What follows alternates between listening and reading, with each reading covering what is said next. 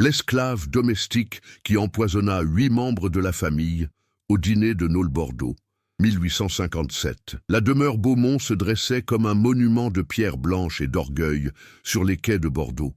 C'était une architecture typiquement bordelaise du XVIIIe siècle, élégante, imposante, conçue pour proclamer la richesse et le pouvoir de ceux qui l'habitaient. Les façades étaient ornées de colonnes doriques, les fenêtres étaient grandes et généreuses, et le portail d'entrée était si massif qu'il semblait capable d'accueillir une armée.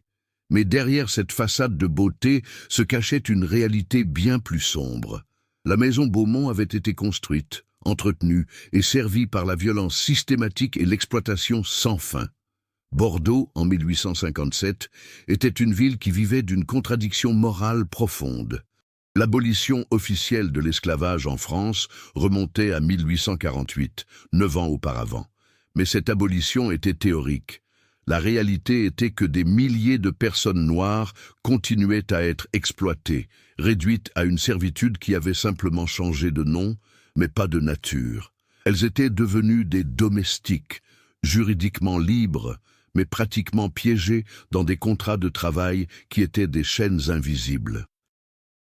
La famille Beaumont était une famille de marchands négociants. Pendant plus d'un siècle, ils avaient bâti leur fortune sur le commerce colonial. Leur richesse n'était pas venue de l'agriculture ou de l'industrie légitime. Elle était venue du trafic humain. Des centaines, peut-être des milliers d'êtres humains arrachés à l'Afrique, vendus dans les Amériques, leur fortune construite sur des squelettes et du sang. Et bien que le trafic soit officiellement terminé, la mentalité persiste. En 1857, M. Édouard Beaumont était un homme de 68 ans qui vivait encore comme si c'était le XVIIIe siècle. Sa femme, Madame Hélène, était sa complice silencieuse dans cette perpétuation de servitude. Leurs 4 enfants, des adultes maintenant, avaient hérité non seulement de la richesse, mais aussi de la mentalité qui l'accompagnait, que certains êtres humains étaient nés pour servir et d'autres pour être servis. Séraphine Dubois avait 45 ans et avait passé 32 ans au service de cette famille. Elle était née esclave à Saint-Domingue, aujourd'hui Haïti, en 1812, avant la Révolution haïtienne, dans une plantation de sucre qui était l'un des enfers les plus brutaux du monde colonial. Elle avait été vendue, à l'âge de 13 ans, à un marchand de Bordeaux, qui l'avait cadeau à la famille Beaumont comme un objet décoratif, une possession vivante pour démontrer la richesse. En 1857, Séraphine était une femme de 58 ans, dont le corps portait les marques de 3 décennies et demie de travail forcé. Ses mains étaient calleuses et brûlées par la cuisine. Son dos était courbé par le travail. Sa peau, autrefois lisse, était maintenant marquée de cicatrices, certaines de fouet, d'autres simplement de temps et de travail. Son visage était une carte de la souffrance endurée, mais ses yeux étaient différents. Ils contenaient quelque chose que la servitude n'avait pas pu éteindre, une conscience aiguë, une intelligence vive, une compréhension profonde de la réalité de son oppression. Séraphine travaillait principalement comme cuisinière de la maison. Elle était responsable de la préparation de chaque repas pour la famille Beaumont et de leurs invités. Elle passait ses journées dans la cuisine, une pièce chaude, humide, étouffante, où elle devait travailler rapidement et sans erreur. Une sauce trop légère, une viande trop cuite, une présentation imparfaite, tout cela était motif de punition. Elle vivait au sous-sol de la maison, dans une petite chambre à peine plus grande qu'une cellule de prison. Il n'y avait pas de fenêtre. La seule lumière venait d'une bougie qu'on lui permettait rarement d'allumer. Elle dormait sur une paille sur le sol. Elle n'avait pratiquement aucune possession personnelle, quelques vêtements de travail usés, 1 ou 2 robes d'un autre siècle, rien d'autre. Elle était payée précisément assez pour survivre, mais jamais assez pour s'échapper. Chaque mois, on lui donnait une petite somme d'argent, à peine suffisante pour acheter de la nourriture supplémentaire si elle avait faim, ou du tissu pour réparer ses vêtements. Mais l'argent avait une structure complexe de déduction. Le loyer, bien qu'elle vive dans un sous-sol dont la famille était propriétaire, la nourriture, bien qu'elle cuisine elle-même, les services, un terme vague pour tout ce qu'on décidait de lui facturer. À la fin du mois, il restait souvent presque rien. Elle n'avait jamais eu l'occasion de partir. La loi disait qu'elle était libre, mais la réalité était que sans argent, sans relation, sans endroit où aller, elle était effectivement prisonnière. Et la plupart du temps, elle n'osait même pas imaginer partir. Où irait-elle? Qui l'emploierait? Comment survivrait-elle? Séraphine avait une fille, Fine. Sa fille s'appelait Amélie, et elle avait été née en 1828 à Bordeaux, une enfant née d'un viol de M. Beaumont sur Séraphine, un acte que personne n'avait jamais reconnu, que personne n'avait jamais punir, que personne ne reconnaissait même comme un crime. Amélie avait hérité d'une position légèrement meilleure que celle de sa mère. Elle était employée comme femme de chambre, plutôt que comme cuisinière. Mais elle était toujours servile, toujours exploitée, toujours piégée. Mère et fille vivaient dans la même maison, se voyant rarement, leurs emplois du temps étaient délibérément organisés pour minimiser le contact. Mais elles maintenaient un lien silencieux, une compréhension mutuelle que dans ce lieu de servitude, elles avaient au moins l'une l'autre, jusqu'au matin du 10 novembre 1857. Ce matin-là, Madame Hélène avait convoqué Amélie. Elle lui avait ordonné de ranger ses affaires. Elle était vendue à une autre famille à Paris. La transaction avait été complétée sans consulter Amélie, bien sûr, sans lui demander son avis, ses souhaits, ses pensées. Elle était simplement marchandise, propriété que Madame Hélène avait le droit de vendre comme bon lui semblait. Quand Séraphine apprit la nouvelle, quelque chose en elle brisa. Elle se tenait dans la cuisine, tenant un couteau, le même couteau qu'elle utilisait chaque jour pour préparer les repas de la famille. Et elle le regarda longtemps, pensant à des choses sombres. Madame Hélène entra dans la cuisine, trouvant Séraphine figée. « Pourquoi tu n'as pas commencé le dîner ?» demanda-t-elle avec l'indifférence d'une femme qui venait de vendre la fille d'une autre, comme si c'était une paire de chaussures. Séraphine ne répondit pas immédiatement.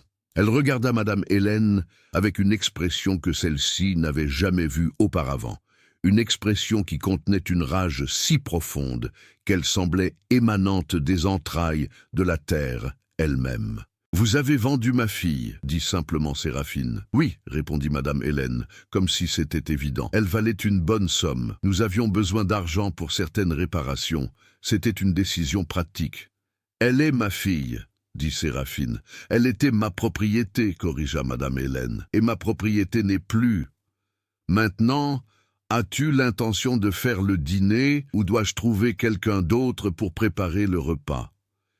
Et c'était cela. L'indifférence absolue, le refus complet de reconnaître l'humanité, la douleur, le lien sacré entre mère et fille.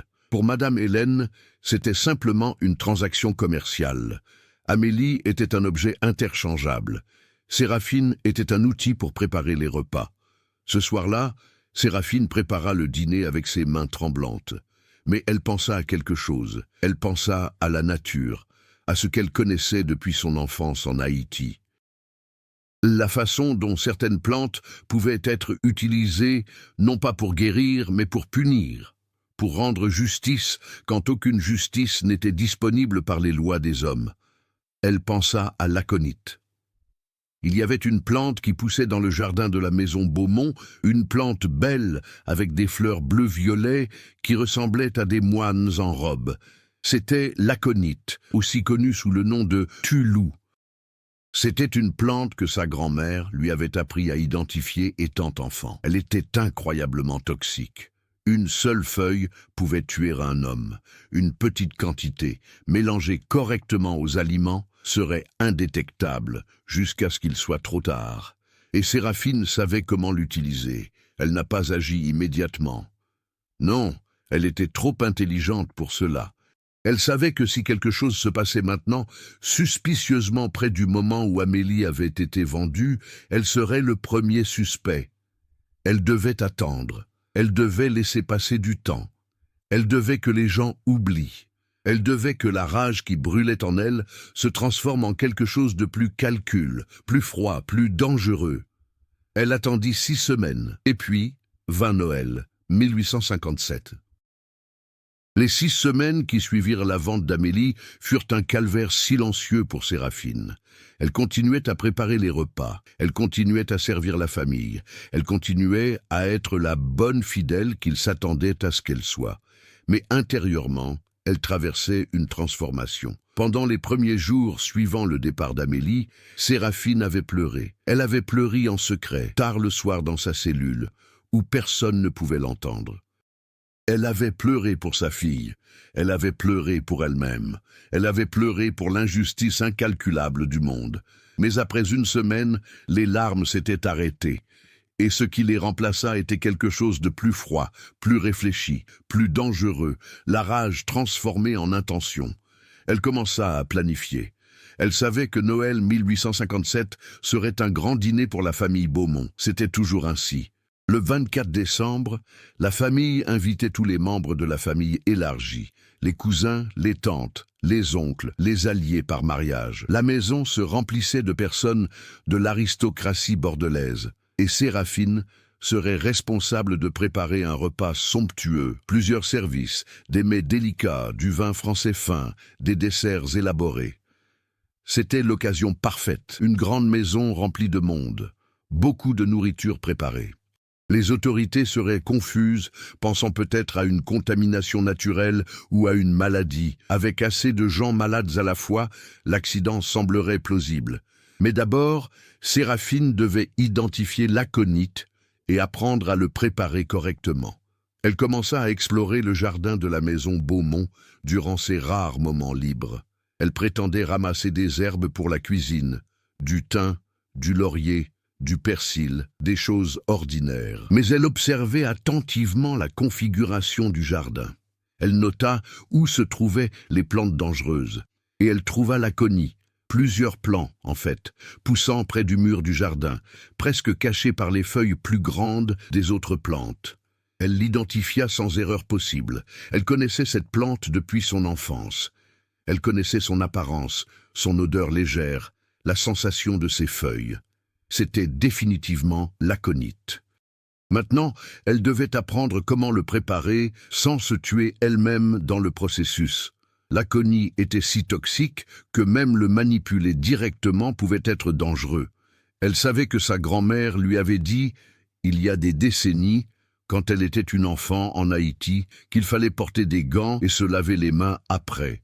Une coupure, une égratignure, et le poison pouvait entrer dans la circulation sanguine et la tuer. Elle devait donc être extrêmement prudente. En novembre 1857, Séraphine commença à observer comment les autres cuisiniers des maisons voisines travaillaient. Elle écouta les conversations, les rumeurs, les histoires qui circulaient parmi les domestiques.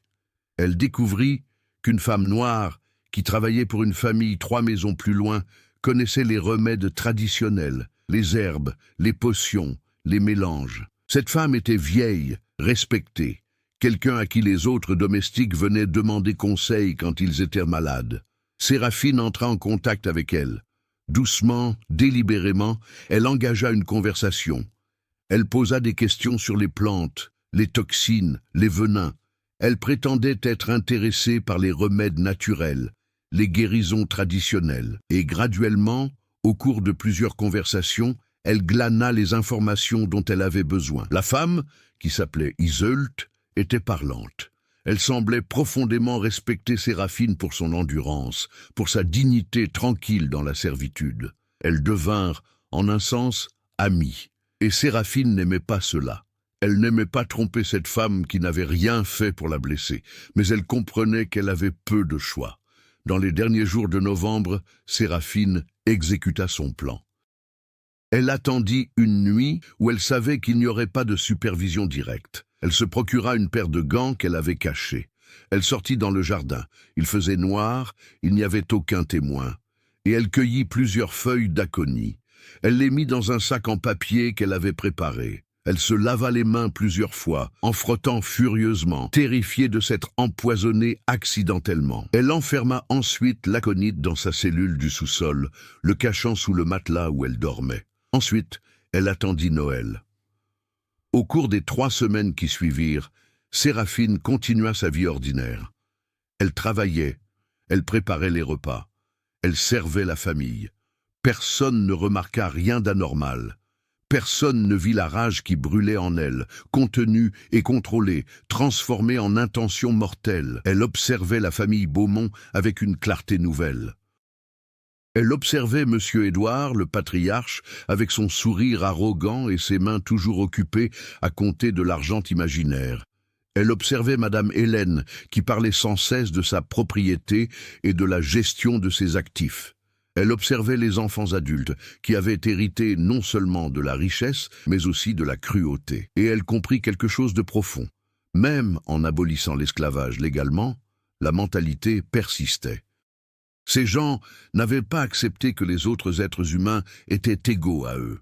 Ils avaient simplement adapté leur langage, utilisant des euphémismes domestiques, employés, serviteurs, pour décrire ce qui était fondamentalement la même exploitation. Le 24 décembre 1857 arriva. Le matin, la maison Beaumont était en effervescence. Les invités arriveraient le soir. Il y aurait 10 personnes au dîner, la famille immédiate et les parents proches. Séraphine commença sa préparation tôt. Elle prépara la pâte pour les plats chauds. Elle rôtit les viandes, elle prépara les sauces, et de façon méthodique, avec une main ferme, elle incorpora l'aconie dans certains plats. Elle l'ajouta à la sauce pour le canard rôti. Elle l'ajouta à la crème pour les légumes. Elle l'ajouta au bouillon pour la soupe. Elle fut très prudente de calculer les portions. Elle voulait que 8 personnes au maximum meurent, le nombre suffisant pour que ce soit clairement intentionnel, mais pas à tel point que ce soit totalement irrépressible. Elle épargna délibérément 2 portions pour les 2 plus jeunes petits-enfants de la maison Beaumont, des adolescents qui avaient toujours été gentils avec elle, qui l'avaient appelée par son nom, plutôt que la cuisinière, qui lui avait offert des sourires occasionnels de bienveillance. Elle prépara un repas que la famille Beaumont trouverait magnifique, car c'était sa dernière création, le dernier repas qu'elle cuisinerait pour ses gens, et elle le prépara avec une rage, une douleur et une résolution que personne ne remarqua. Le 24 décembre 1857, à 18h30, les invités commencèrent à arriver à la demeure Beaumont. C'était une froide soirée d'hiver bordelaise. Le ciel était gris et nuageux, menaçant de neige qui ne viendrait finalement jamais. Les rues étaient tranquilles. La plupart des gens respectables étaient chez eux, en train de se préparer pour leur propre célébration de Noël. Mais la maison Beaumont brillait comme un joyau. Tous les chandeliers étaient allumés, tous les feux de cheminée brûlaient. Les fenêtres étaient illuminées comme si c'était un refuge de chaleur et de confort au milieu du froid. 10 personnes se rassemblèrent autour de la grande table à manger. Monsieur Édouard Beaumont, 68 ans, Madame Hélène Beaumont, 62 ans, leurs 2 fils adultes, Étienne, 38 ans, et Jacques, 34 ans, leurs 2 filles adultes, Marguerite, 40 ans, et Sophie, 36 ans. Les conjointes des 2 fils, Madame Justine Beaumont, 35 ans, et Madame Geneviève Beaumont, 32 ans, et les 2 petits-enfants adolescents, Victor, 16 ans, et Camille, 14 ans. La table était mise élégamment. De la porcelaine fine, des cristaux brillants, de l'argenterie étincelante. La table était recouverte d'une nappe blanche damassée. Des fleurs fraîches, des roses blanches de la serre, étaient placées dans les vases. C'était un tableau de richesse et de civilisation. Séraphine commença à servir à 19h. Elle entra dans la salle à manger avec un plateau contenant les premières assiettes. Elle était vêtue de son uniforme de domestique, une robe noire, un tablier blanc, les cheveux noués fermement en arrière. Son expression était impassible. Personne n'aurait pu voir, en la regardant, la tornade qui se déchaînait à l'intérieur. Elle servit d'abord Monsieur Édouard. Elle regarda son visage avec une attention nouvelle, voyant vraiment, pour la première fois en 32 ans, la cruauté qui était inscrite dans les rides de son front, dans la dureté de ses yeux. « C'est excellent comme toujours, Séraphine », dit-il de sa voix bourrue, sans jamais la regarder. Elle était invisible. Elle était un accessoire, comme la chaise sur laquelle il s'assit. Elle servit ensuite Madame Hélène, celle qui avait vendu sa fille comme si c'était une paire de chaussures, celle qui avait dit que c'était une décision pratique. Ce service de canard a l'air délicieux. dit Madame Hélène à Madame Justine, son adjointe. Séraphine a vraiment un talent pour la cuisine, même si elle est à peine humaine. Séraphine entendit ces paroles. Elle continua à servir, son expression ne changeant pas. Elle servit les enfants adultes, tous les 4 d'entre eux. Ils parlaient entre eux d'argent, de propriété, d'investissements coloniaux qui leur rendaient riches. Ils parlaient d'affaires que Séraphine ne comprenait pas entièrement, mais elle comprenait les principes généraux. Ils profitaient de l'exploitation. Ils avaient bâti leur fortune sur les os d'autres êtres humains. Elle servit les petits-enfants en dernier, Victor et Camille. Elle donna à chacun une portion sans poison. Elle les regarda manger avec un certain soulagement. Ces enfants ne méritaient pas ce qui allait suivre. Ils n'avaient pas choisi leur famille, leur richesse ou les péchés de leurs ancêtres. Ensuite, elle s'éloigna. Elle retourna à la cuisine et regarda à travers la porte, attendant. Au début, il ne se passa rien. La famille mangea. Ils burent. Ils parlèrent et rirent. Séraphine les observait, sachant que dans les minutes qui suivraient, quelque chose d'extraordinaire allait se passer. Quelque chose que personne dans cette maison n'oublierait jamais. Monsieur Édouard fut le premier à être affecté. Environ 15 minutes après avoir mangé, il posa sa fourchette. Son main trembla légèrement. Il porta sa main à son front. « Est-ce que ça va ?» demanda Madame Hélène. « Je me sens étrange, » dit-il. « Nauséeux. Ma gorge. Il semble desséché. » Madame Hélène le regarda avec inquiétude, mais elle continua à manger. Quelques minutes plus tard, elle commença à se sentir mal aussi. Elle se leva de la table, se tenant au dossier de la chaise. « Quelque chose ne va pas, » murmura-t-elle. « Mon estomac, quelque chose d'horrible. » Étienne, l'un des fils, éprouva les symptômes ensuite, puis Marguerite, puis Jacques. Les symptômes vinrent rapidement. Nausées sévères, vertiges, douleurs abdominales incapacitantes. « Appelez un médecin !» cria Monsieur Édouard, qui s'était maintenant levé, son visage pâle, ses mains tremblantes.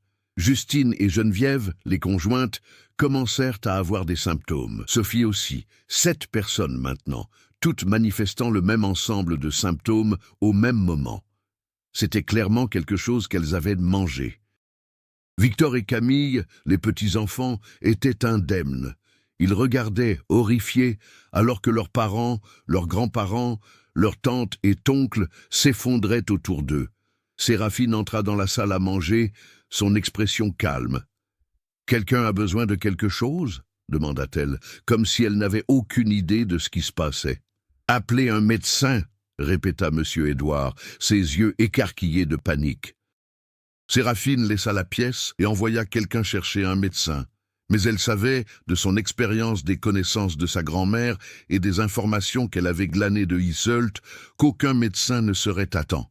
L'aconie agissait vite. Pendant les minutes suivantes, le chaos régna à la demeure Beaumont. Les domestiques couraient dans tous les sens. Les invités qui n'avaient pas mangé le canard empoisonné étaient choqués et horrifiés. Victor et Camille criaient, craignant pour leurs parents. Monsieur Édouard s'effondra le premier, il se tenait à la table, puis simplement s'écroula. Son corps tomba du côté, puis s'arrêta de bouger. Un des domestiques cria. Madame Hélène essayait de se lever, mais son corps refusait de coopérer. Elle gisait sur le sol, se convulsionnant légèrement, son visage devenant bleu autour des lèvres. Étienne cria pour de l'aide. Puis il y eut un moment de clarté, un instant où il réalisa ce qui se passait.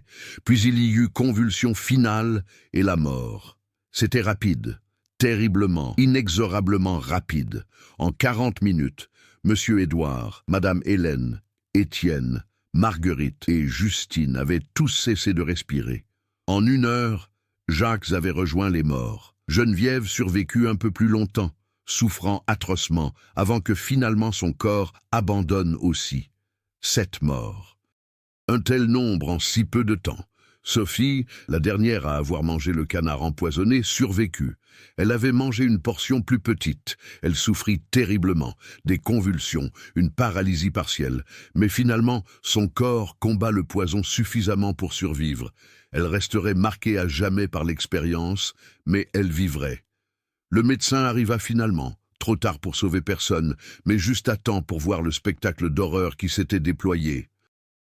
Il examina les corps, cherchant des signes de ce qui avait causé cela. « Du poison !» dit-il au docteur qui avait arrivé après lui. « Clairement du poison. Mais de quel type ?» Personne ne savait. Personne, en cet instant chaotique, ne regarda Séraphine. Elle se tenait à la périphérie de la salle à manger, immobile, observant ce qu'elle avait fait. Elle ne ressentait pas de triomphe, elle ne ressentait pas de joie. Ce qu'elle ressentait était quelque chose de plus complexe, une forme de résolution lugubre. Elle avait agi. Elle avait rendu justice de sa propre main puisque la loi ne le ferait jamais. Les heures qui suivirent le 24 décembre 1857 sont devenues les plus chaotiques que la ville de Bordeaux ait jamais connues. 7 morts, frappés presque simultanément. C'était sans précédent. Les médecins étaient confus, la police était troublée, la société bordelaise était en état de choc. Le préfet de police était arrivé personnellement pour superviser l'enquête. C'était une affaire de grande importance. 7 morts de l'aristocratie bordelaise ne pouvaient pas être ignorées. Des questions ont été posées. Qui aurait pu faire cela? Était-ce un acte révolutionnaire? Une vengeance? Un accident? Les restes du repas ont été examinés. Les cuisiniers ont été interrogés. Les domestiques ont été questionnés avec une certaine agressivité. C'est un des domestiques masculins, un jeune homme nommé Philippe, qui travaillait à la maison depuis 2 ans, qui remarqua quelque chose. Il se souvenait avoir vu Séraphine dans le jardin, environ 1 semaine avant Noël, cueillant quelque chose près du mur. À l'époque, il ne pensa rien de particulier. Les cuisiniers cueillaient souvent des herbes. Mais maintenant, avec le recul, il semblait suspect. Il en parla à l'un des enquêteurs. Les enquêteurs ont commencé à examiner le jardin. Ils ont trouvé les plants d'aconite. Ils ont évalué les restes du repas qui n'avaient pas été mangés. Et finalement, après avoir consulté des experts botaniques, ils ont déterminé que l'aconite était le poison utilisé. L'attention se tourna vers Séraphine. Mais Séraphine était difficile d'accuser immédiatement. Elle était une femme noire, une ancienne esclave, quelqu'un qui aurait techniquement dû être invisible dans les yeux de la loi. Mais c'était aussi quelque chose d'une énigme. Pourquoi une femme qui avait servi fidèlement cette famille pendant 32 ans soudainement l'empoisonnerait-elle? Les enquêteurs l'interrogeaient doucement au début, pensant peut-être que c'était une erreur, qu'elle avait accidentellement utilisé la mauvaise herbe, qu'elle n'avait pas compris que l'aconite était mortel. Mais Séraphine était calme et directe dans ses réponses. « Oui, j'ai cueilli l'aconite, dit-elle quand on lui demanda directement. « Accidentellement ?» demanda l'enquêteur, offrant une sortie facile. « Non, dit Séraphine, intentionnellement. » Le silence qui suivit était lourd. « Pourquoi ?» demanda finalement l'enquêteur, et Séraphine regarda cet homme qui représentait un système qui l'avait réduite en esclavage, et elle parla. « Parce que, dit-elle tranquillement, pendant 32 ans, j'ai servi cette famille. Pendant 32 ans, j'ai donné ma vie, et ils m'ont traité comme rien, comme quelque chose de moins qu'humain. Et en septembre de cette année, ils ont vendu ma fille, ma propre fille, comme si elle était du bétail, comme si le lien entre une mère et son enfant signifiait rien. » Elle fit une pause. Madame Beaumont a dit que c'était une décision pratique. Elle a dit que ma fille était sa propriété à vendre. Et j'ai réalisé à ce moment-là que même 9 ans après l'abolition, même alors que la loi dit que nous sommes libres, nous ne le sommes pas. Nous sommes toujours des esclaves, simplement avec un nom différent. « Vous avez commis un meurtre », dit l'enquêteur comme s'il énonçait l'évidence. « J'ai rendu justice, dit Séraphine, justice que votre système ne rendra jamais. » Les informations sur la confession de Séraphine se propagèrent rapidement dans Bordeaux, et quelque chose d'extraordinaire se produisit. La population ne fut pas simplement horrifiée, elle fut divisée. La plupart de l'aristocratie voulait Séraphine exécutée rapidement et publiquement, pour l'exemple, pour montrer que les serviteurs ne pouvaient pas se soulever. Mais une partie croissante de la population, les ouvriers, les gens ordinaires, même certains intellectuels progressistes, voyaient la situation différemment. Un journaliste d'un journal progressiste écrivit un article intitulé « La vraie criminalité ». Il argumenta que le crime réel n'était pas l'empoisonnement, mais le système d'exploitation qu'il avait créé. Il argumenta que Séraphine n'aurait jamais été amenée à faire ce qu'elle avait fait si la société avait honoré son humanité. Il écrivit que la responsabilité pour ces morts reposait autant sur les Beaumont que sur Séraphine. Non pas légalement, peut-être, mais moralement. Quand une mère a son enfant vendu contre sa volonté, écrivit le journaliste, quand une femme qui a donné 32 années de service est traitée comme un objet, pouvons-nous vraiment être surpris quand elle agit? Pouvons-nous vraiment l'appeler une criminelle seule, quand la vraie criminalité est le système qui a créé les conditions pour cette tragédie? Les débats faisaient rage dans les salons de Bordeaux. Était-ce un meurtre? Était-ce justice? Était-ce une forme de rébellion contre un système injuste? Les opinions étaient profondément divisées. Et pendant ce temps, Séraphine attendait dans une cellule de prison, calme, impassible, sachant qu'elle avait agi selon sa conscience, peu importe ce que la loi déciderait. Le procès de Séraphine Dubois commença en janvier 1858 et attira une attention extraordinaire. La cour était remplie de spectateurs, des avocats, des journalistes, des écrivains, des curieux de tous les horizons. C'était l'un des procès les plus importants que Bordeaux ait jamais vu, et pas seulement en raison du nombre de morts. C'était important parce que c'était un moment où les questions fondamentales sur la liberté, la servitude, la justice et la mortalité pouvaient être confrontées publiquement. Le procureur, un homme nommé Maître Dutoit, présentait l'affaire contre Séraphine de manière relativement simple. Elle avait empoisonné intentionnellement 7 personnes. C'était un meurtre prémédité. La peine était claire, l'exécution. Elle n'a même pas le contesté, argumenta Maître Dutoit. Elle a confessé, elle a admis intentionnellement utiliser du poison, elle prévoyait cette attaque. C'est un cas de culpabilité absolue. Mais Séraphine avait un avocat assigné, un homme nommé Maître Arnould, un jeune avocat dans la trentaine qui avait une réputation de progressisme. Il comprenait que sa tâche n'était pas vraiment de nier les faits, ils étaient incontestables. Sa tâche était de confronter la notion même de culpabilité et de justice. « Oui, dit Maître Arnould dans son ouverture, Séraphine Dubois a empoisonné les Beaumont. Personne ne le conteste. Mais je vous demande aujourd'hui, en le faisant, était-elle criminelle ou était-elle simplement humaine ?» Il fit une pause. « Cette femme, continua-t-il, a passé 32 ans au service de cette famille. Elle a travaillé chaque jour sans fin. Elle a donné sa vie, littéralement donné des décennies de sa vie. Et en retour, elle a reçu à peine de quoi survivre.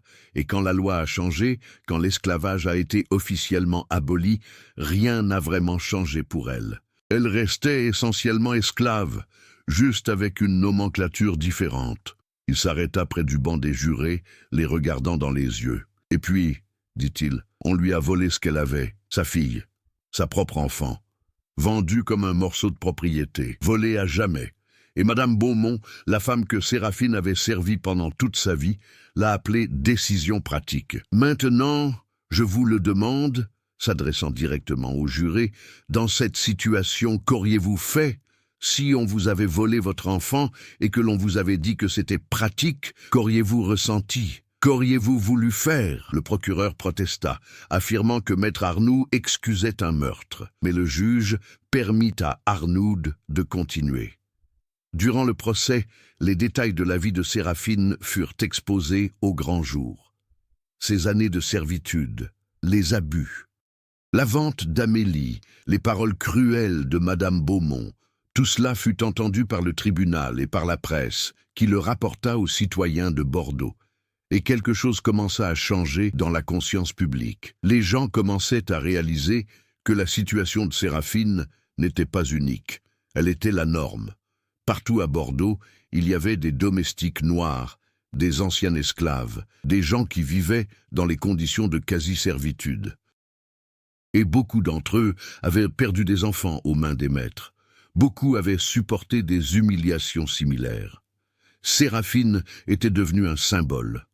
Non pas simplement d'une femme qui avait commis un meurtre, mais d'une femme qui avait refusé d'accepter l'inacceptable, qui avait dit non, Qui avait agi? Le procès dura 3 semaines. À la fin, le jury dut délibérer. Ils délibérèrent pendant 2 jours, et finalement, ils revinrent avec un verdict. Coupable, dirent-ils.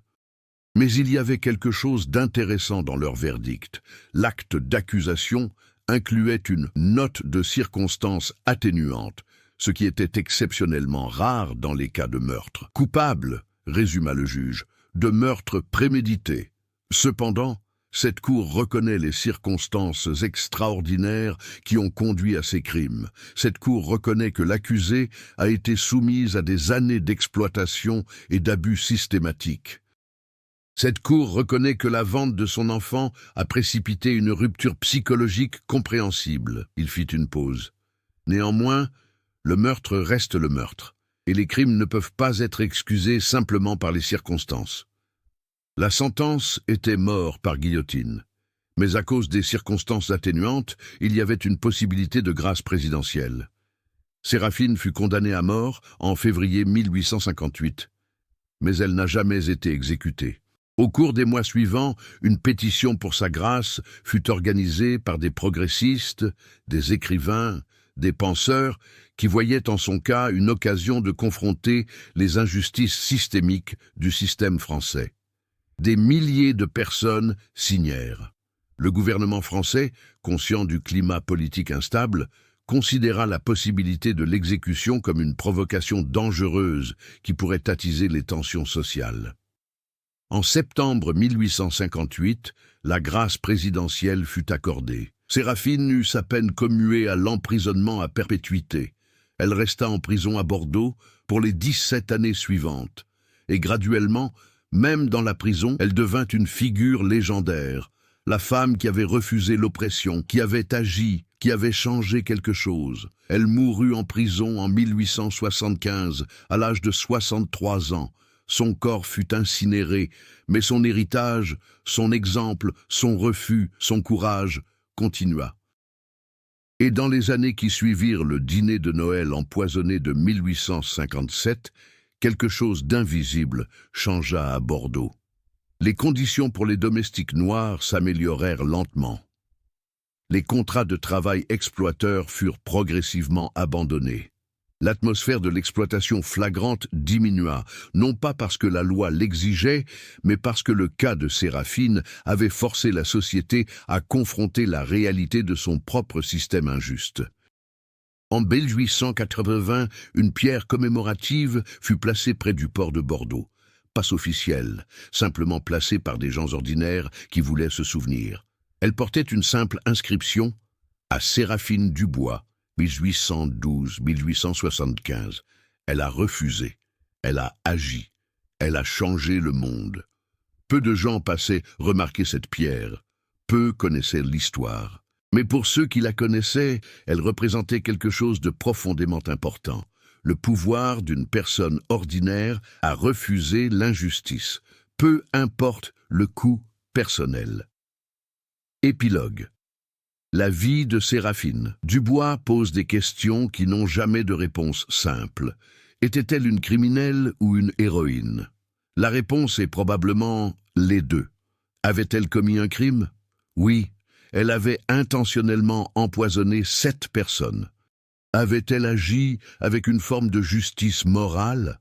Oui aussi, elle avait refusé d'accepter un système qui traitait les êtres humains comme des propriétés. L'abolition légale de l'esclavage en 1848 avait changé la nomenclature, mais pas la réalité pour les gens comme Séraphine. 9 ans après l'abolition officielle, elle restait effectivement une esclave. Elle n'avait pas de liberté réelle, elle n'avait pas de dignité reconnue par la loi. Et quand on lui a volé sa fille, quand même ce dernier lien humain lui a été pris, quelque chose en elle s'était brisé, et elle avait agi selon sa conscience. La société bordelaise, confrontée à cette réalité crue, avait été forcée à changer. Pas dramatiquement, pas complètement, mais graduellement. Et c'était le vrai pouvoir de son action. Elle avait exposé une vérité que personne ne voulait voir. Et une fois qu'une vérité est vue, elle ne peut pas être unseen. Séraphine n'avait pas voulu devenir un symbole. Elle avait juste voulu que justice soit rendue pour la perte de sa fille. Mais en agissant, elle avait créé un moment dans l'histoire, qui avait forcé une société à confronter ses propres injustices systémiques.